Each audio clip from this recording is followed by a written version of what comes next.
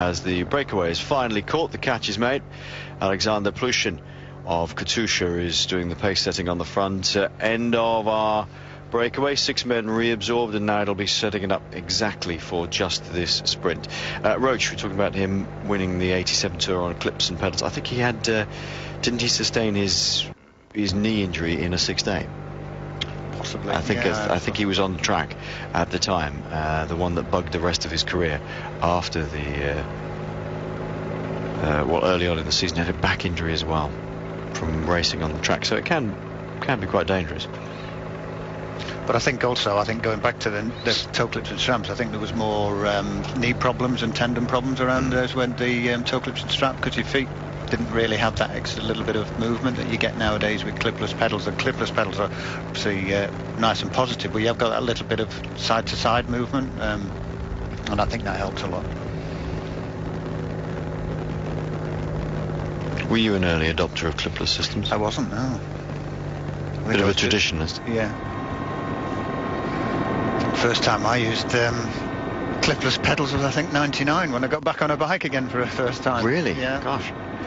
Oh. In mountain biking, I think I was one of the earlier guys I remember, certainly amongst the guys I was racing with at the time. Not at a very high level, but you know, I had SPDs very, very early.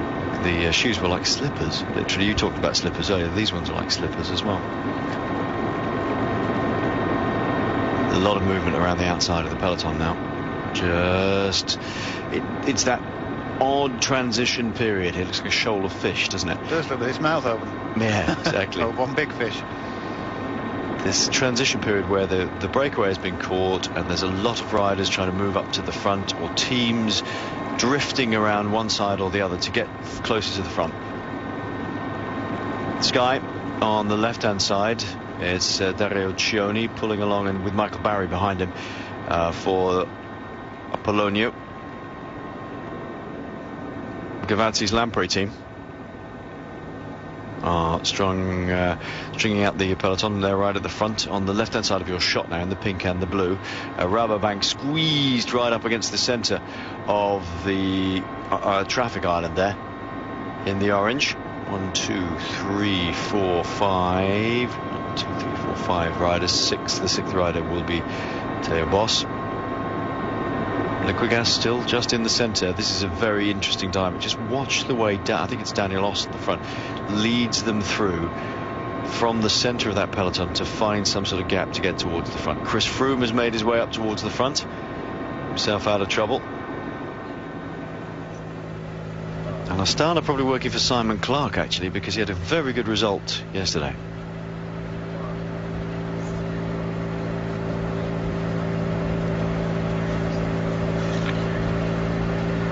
Katusha and Sky taking the lion's share of the work as 2 other Sky men come around to the front to keep this pace high.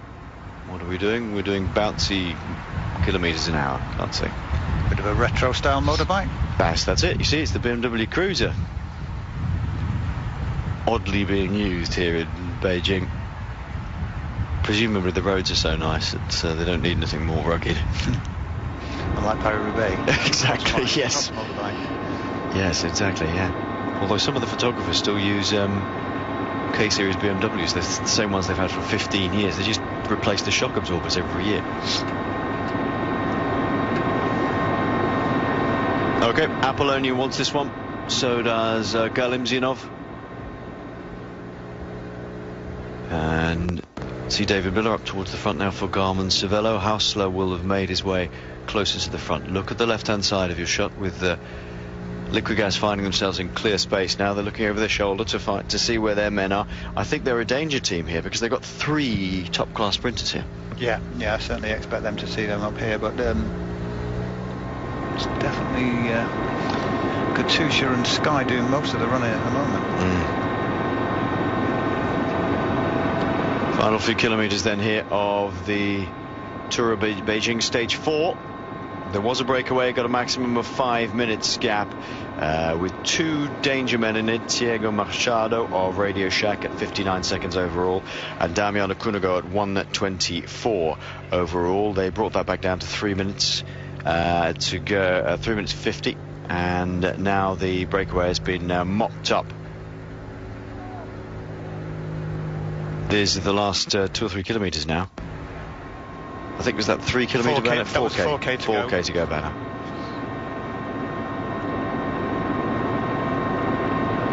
Certainly nice. It's just very straightforward running. It's straight all the way to the line now. I think there's just a slight curve as you come into the last few hundred metres, but it is literally this type of road all the way into the finish now.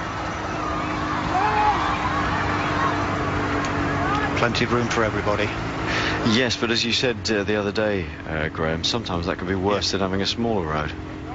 Yeah, but we saw crash, didn't we, on stage 2? Dowsett sitting in the wheel of Christopher Froome. Tony Martin up towards the front, trying to keep himself well out of trouble. Don't want any problems at all. They have Lee Howard, of course, as a named sprinter, the young Australian. Look at the way Liquigas just come up here now. I know I've mentioned them a lot, but they are prime examples of being able to be in the right place, and then we'll see if they can deliver 3 men. I think Viviani's an outside chance for this one today. Number of people on Twitter going, no, this is a Sagan stage. That's what it's all about. It's all opinions. That's right, yeah. What we did see about that man there in the middle of your shot, as if by magic, Peter Sagan, during the Vuelta a España, is that he was already well known for his ability to sprint in a slight uphill finish, but on the flat he ended up being really very fast indeed. Plenty of activity at the side of the road there. Cummings drilling in on the front ahead of Chris Froome. He's a man with a big engine, off to BMC next year.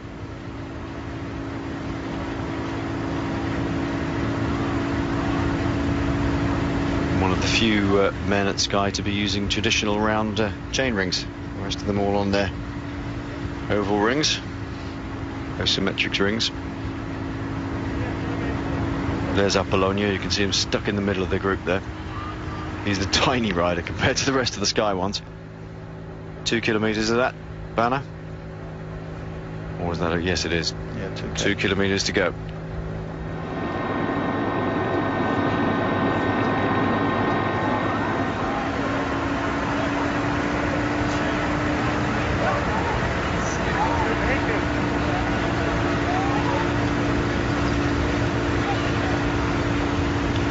They are fair flying along here in the last kilometre and a half of this stage 4 of the Tour of Beijing. Apollonia finds himself in slightly the wrong position, has to move himself up onto the wheel of some of his teammates here. Going to muscle his way in, and they're forcing their way over to the right hand side, stopping people coming through.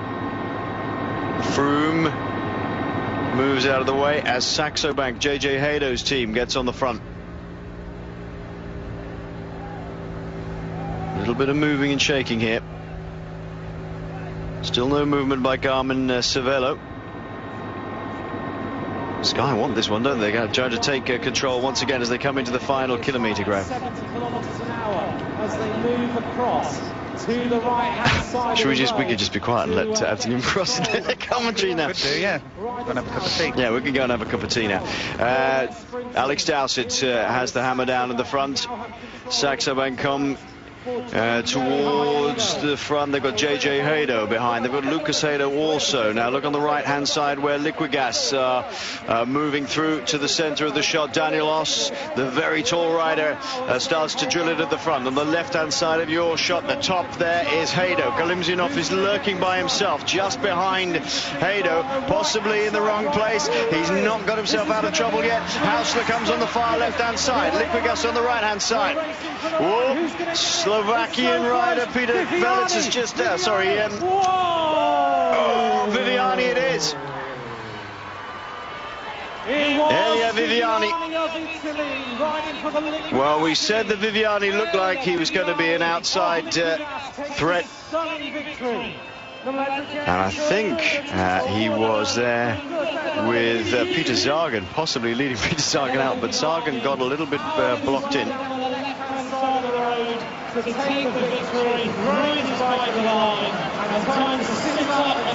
Viviani takes the win. Well, he was threatening the other day, Graham. He was in good shape the other day.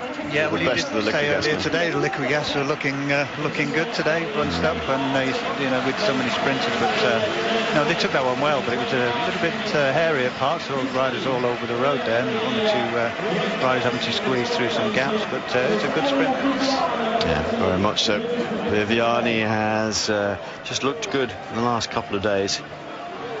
I went for Teo Boss, but you always have those people you think, there's the possible threats. So both of us wrong today, but Viviani, our outside bet, takes the win.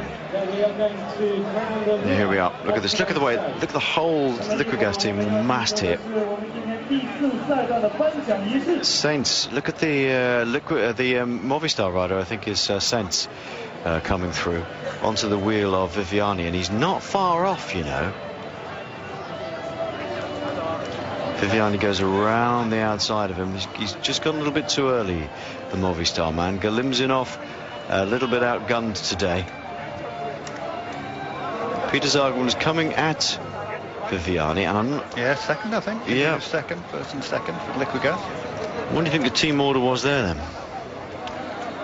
I don't know. I think maybe you could be right. Maybe Viviani was looking at leading Sagan out, but he didn't have the legs to come round him. But it was a little bit of quite a bunched up sprint there, and so quite easily to lose your place or not find the way through. Sagan congratulates Viviani. I think in a team like that we've got 3 decent sprinters in it. You've just got to do what you can do. He's happy with that. Still travelling at 60k an hour. Hands off the bars. Let's enjoy ourselves. Viviani takes the win.